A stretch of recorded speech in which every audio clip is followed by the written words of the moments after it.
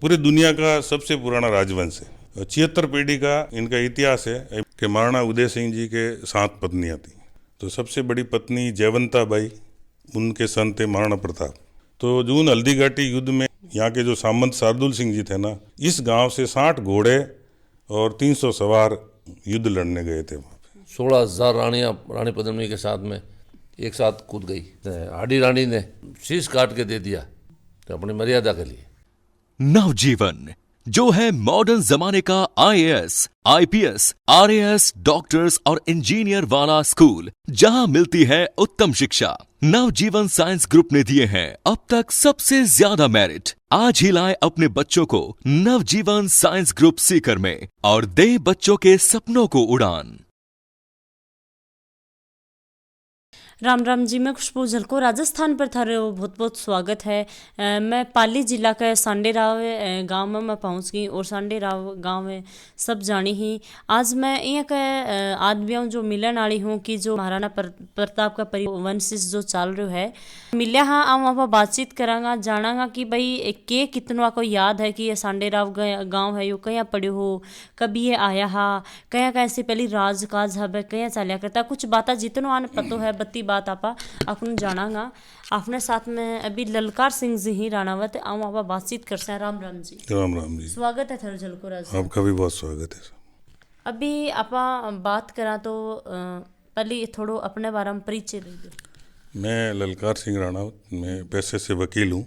मैं नौरा परिवार वाले हम कहलाते हैं। ये हवेली है, एक ठिकाना है, नवा रावड़ा है, इस तरह से 5-7 परिवार है हमारे बड़े बड़े।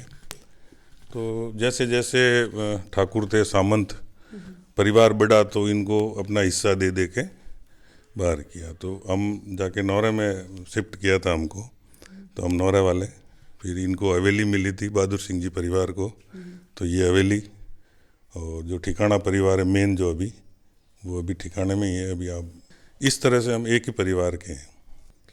सुना है कि भाई जो महाराणा प्रताप वीर योद्धा बाकी जो गाथा ही गाए जाए ही आज वाका वंशज हो जी। मैं महाराणा प्रताप के पिताजी थे उदय सिंह जी, महाराणा उदय सिंह जी। उनके इतिहास के अनुसार पढ़ रहा हूँ मैं। एक मजमिका करके कोई बुक है इतिहास में, जहाँ कुछ देखा तो मजमिका है। एक सिसोदिया वंश का काव्य है वीर विनोद, उसके अनुसार मैं आपको बता रहा हूँ कि महाराणा उदय सिंह जी के 7 पत्नियाँ थीं। तो सबसे बड़ी पत्नी जयवंता बाई, उनके सन थे महाराणा प्रताप, जिनका ननियाल पाली था। उससे छोटे थे शक्ति सिंह जी, जो इनके आपस में विवाद चला था। उनकी पुत्र थे, उनकी मदर थे वो सोलंकी रानी थे। फिर एक जगमाल थे जो महाराणा प्रताप के अनबन हो गई थी और महाराणा प्रताप की जगह पे गद्दी पे बैठ गए थे। फिर सिरदारों ने, उमराव ने उनको उठा के महाराणा प्रताप को बैठाया कि आप काबिल हो, आपका हक इधर है, क्योंकि वो महाराणा प्रताप से छोटे थे। उसके बाद में महाराणा प्रताप के छोटे मदर यानी महाराणा उदय सिंह जी की चौथी रानी थी वीरबाई झाली, उनके पुत्र थे शार्दुल सिंह जी। 1575 में हल्दी घाटी युद्ध हुआ था, 1576 में जून।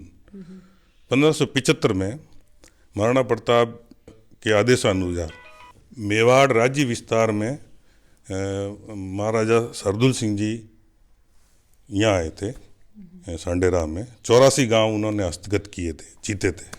500 साल होने को आए, 1575 में आए थे। और महाराणा हमारे पूर्वजों के राज से पहले चौहान राजपूतों का राज था यहाँ पे, चौहान गोत्र के था उनका राज था।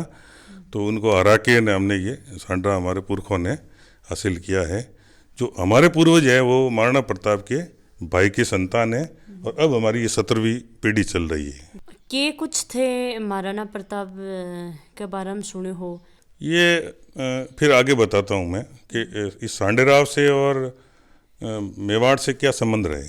ये मारवाड़ में अभी जोधपुर स्टेट के अंदर है, जोधपुर महाराजा अभी। तो उस जमाने में ये एरिया मेवाड़ के अंदर था, क्योंकि हम उनका परिवार था हम। लेकिन जैसे ही यहाँ शार्दुल सिंह जी आए, 75 दिसंबर यहाँ लास्ट में आए थे और जून में हल्दी घाटी का युद्ध हो गया था। तो जून हल्दी घाटी युद्ध में इसी गांव से यहाँ के जो सामंत शार्दुल सिंह जी थे ना, इस गांव से 60 घोड़े और 300 सवार युद्ध लड़ने गए थे वहाँ पे। दुर्भाग्य कहो या अहोभाग्य थे कि उसमें से कोई वापस नहीं आया, सब वहीं खत्म हो गए। उसकी हल्दी घाटी युद्ध, बहुत सारे युद्ध हुए, बहुत सारे योद्धा हुए, राजपूत भी हुए, जाट भी हुए, जैसे भरतपुर राजघराना है, जाट था। उस युद्ध की एक खासियत थी, ब्राह्मणों के भी राज थे। उस युद्ध की सबसे बड़ी ये खासियत थी कि उस जमाने में जितने भी राजा महाराजा थे उन्होंने करीब करीब मुगलों से समझौता कर दिया था और वैवाहिक संबंध तक भी कर दिए थे उन्होंने। तो ये एक ऐसा खानदान है जिसने आज तक किसी से मुस्लिम से वैवाहिक संबंध नहीं किया। तो हल्दी घाटी की युद्ध की सबसे बड़ी ये खासियत थी कि एक ट्रेंड था राजपूतों का लड़ने का। तो सबसे बड़ी खासियत थी कि उस युद्ध में राजपूत, जैन, चारण, भील, मेणे, ग्रासिए, जो भी थे, जाट, जो उधर कुछ और नाम से कहते हैं, हर कास्ट ने ये युद्ध लड़ा था। और एक और उसकी महत्ता इसलिए है कि इस युद्ध में महाराणा प्रताप तो युद्ध लड़ रहे थे, तो उनका जो प्रधान सेनापति हाकिम कासूर मुसलमान था और एक मुसलमान के युद्ध लड़ रहा था, उसका प्रधान सेनापति एक क्षत्रिय राजपूत था जो कि आपके राजपूत राजघराने से। तो उसके बाद में कई राजा महाराजा भी महाराणा प्रताप के साथ युद्ध लड़ रहे थे। महाराणा प्रताप अकेला और उसका मेवाड़ घराना और उसके सामंत और उसकी प्रजा ने वो युद्ध लड़ा है, इसलिए एक वो स्पेशल युद्ध है। अभी शोध चल रहे हैं, बड़े बड़े कवि यानी ये साहित्यकार इसके बारे में लिख रहे हैं, चल रहा है। और हल्दी घाटी में ही एक बलीचा गांव है, बलीचा, तो वहाँ पे हमारे जो पूर्वज थे शार्दुल सिंह जी, उनका अंतिम संस्कार वहाँ हुए। लेकिन अब मिलता नहीं है, हजारों वो पत्थर खड़े हैं, वो इतनी जगह भी नहीं है वहाँ। थे थारा पूर्वज आकनो महाराणा प्रताप के बारे में, बाके पिताजी के बारे में या बाके भाई के बारे में की कुछ सुने, की तरीका में बरिया करता, कहीं को बाको स्वभाव हो, किया का खुकार वीर योद्धा है।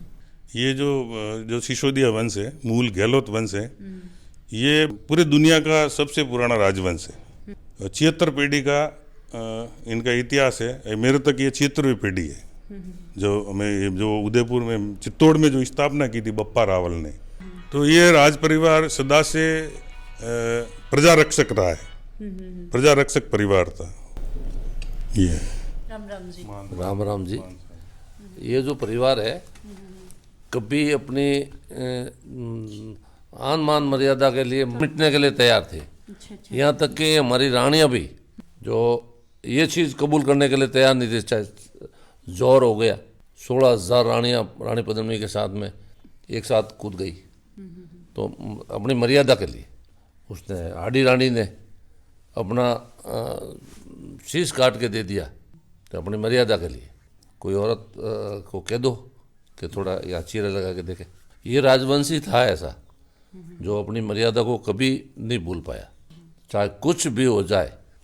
मेला, रुपए, पैसे, सोना, गढ़, किले, अपनी मर्यादा के लिए 1 मिनट में त्याग दिया था।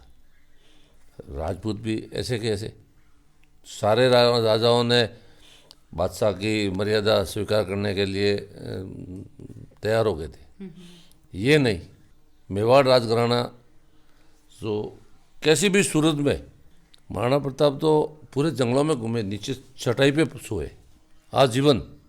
उन्होंने मेलात में, पलंग पे, इनका चांदी के थाल में खाना इन्होंने त्याग दिया था।